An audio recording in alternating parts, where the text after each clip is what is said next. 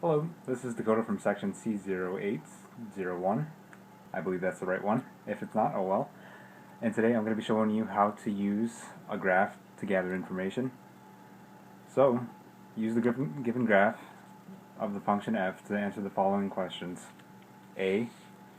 Determine whether the graph, shown below, is that of a function of x, y, or y not. B. Find the domain and range. C. For what values x is f of x greater than or equal to 0. And D. Identify any symmetry. So first we'll start with A. Now what you need to know about finding out whether a graph is a function of x or not is that you can do a vertical line test to see if the x values touch more than one y value. And so basically all you really need to do is literally draw a line through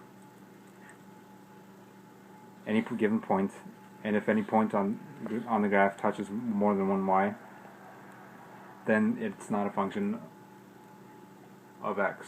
The graph is not a function of x. So to answer the question, determine whether the graph is that of a function of x. It is a function of x, and that is because for every input x, there is only one y.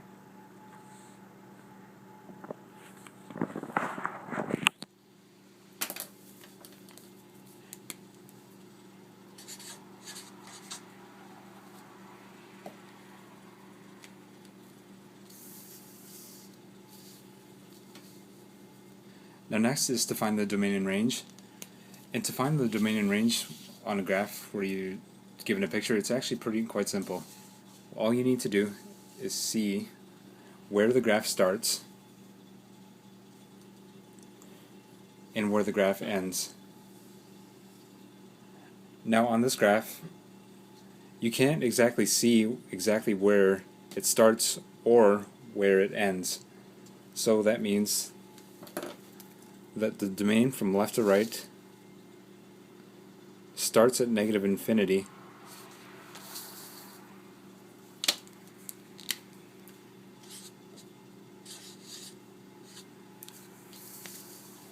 and goes all the way to positive infinity. It has no points where you can put it in an x value where you won't get an output or y value.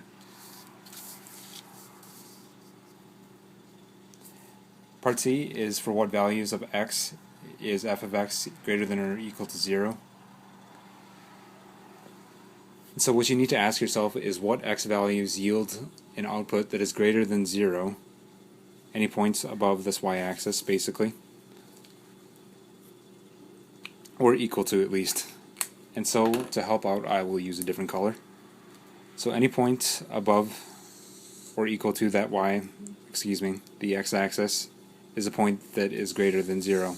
So that right there, where I just circled, is where your values are. So if you'll notice the 2 points over here, negative 2 and 2, and 2 and 2, right over here, are both greater than 0, but you can also drag that out to negative 4 over here, and to positive 4 over here. So the answer to that question would be negative 4 all the way through 4. In part D, identifying any symmetry is also quite simple on a graph. Now over here is the y-axis and the x-axis, and I would hope you would know that by now, but if you didn't, there you go.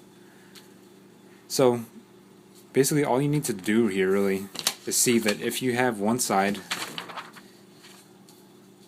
like this, where you can see that the graph is identical to the other side, you have symmetry. So this side is identical to this side, and for any x value that's on this side over here, you'll have a negative value as well over here. So you indeed do have y-axis symmetry.